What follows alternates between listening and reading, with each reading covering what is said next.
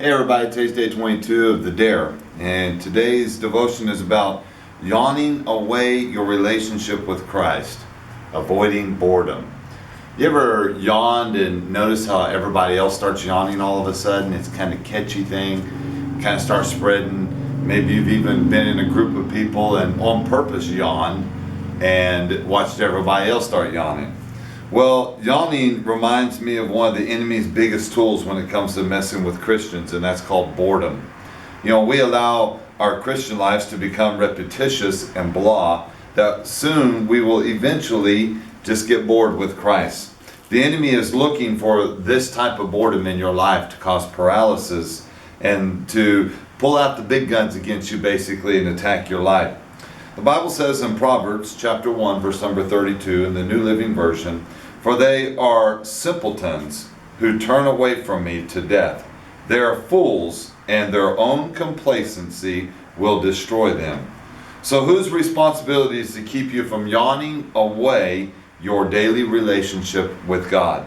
I mean, is it really your pastor's responsibility, your parents' responsibility, or somebody else in your life, or is it your responsibility? It's really actually none of the above. It is your sole responsibility.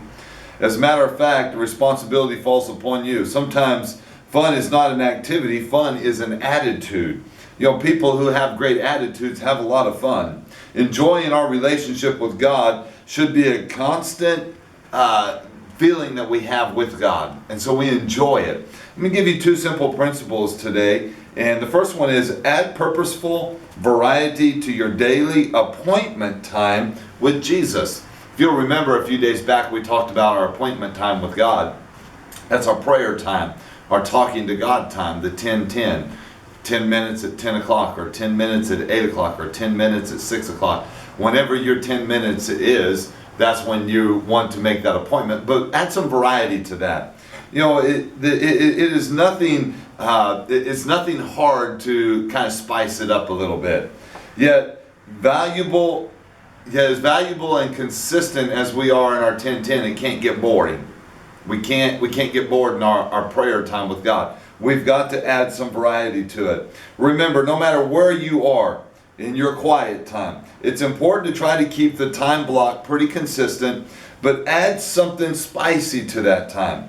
Add something exciting to that time. Matter of fact, you may sit down and tell God, pour all your heart out to God and ask God to bless you and all of that, and then forget about your worship. Why don't you try getting up in your quiet time and dancing a little bit and singing a praise song or worshiping God for about 10 minutes instead. Change it up a little bit. Take one day and all you're going to do is just shout, and you're going to worship God and scream and just magnify God and stomp on the devil. Add some variety to that time. The second principle is this: push yourself to do something for Christ that is out of your comfort zone.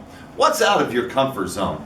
You know, the funny thing is, a lot of people, they like to just stay in their little box. They don't want to get out of this little box. This is where I am, this is who I am, and this is what I'm going to do. And if you don't like it, too bad. But get out of that comfort zone. The third principle is get your focus off yourself and onto someone else. You know, the Bible says it's more blessed to give than it is to receive. It's more blessed to give to others and to give to people. I have this theory that I've had in my ministry for many years, and that is when I reach somebody else's mom or dad or son or daughter or aunt or uncle or grandparent, somebody's going to reach my family. Somebody's going to reach my moms, my dad, my son, my daughter, my wife, my family, my church. Somebody's going to reach them for me. And so when you do for others, God does for you. As a matter of fact, the truth in sports is simple. It's this, that if you have a whole football team out on the football field and everybody's just standing around doing nothing, guess what's going to happen on the football field? Nothing. But when they come together as a team and they play in unity, it's not all about one person. That old saying is there is no I in team is very true in life. And your walk with God is very much the same. So just do something that for somebody else. As a matter of fact, instead, live it with all your heart. Live doing something with somebody else with all your heart. Don't take advantage of that. There's principle number 4, nothing is ever any fun when you do it halfway. That's true in sports and careers and even friendships. So don't just do Christianity halfway. Instead, live it with all your heart. Live it with all your soul and live it with all your strength. That's what Deuteronomy 6:5 tells us to do. And have you ever seen a bunch of football players going back to the field, just standing around? They live it and they play with everything within them. So this week, I want you to think about that. I want you to think about that today. What can I do today? What will stir up my relationship with Christ to keep me from yawning and getting bored?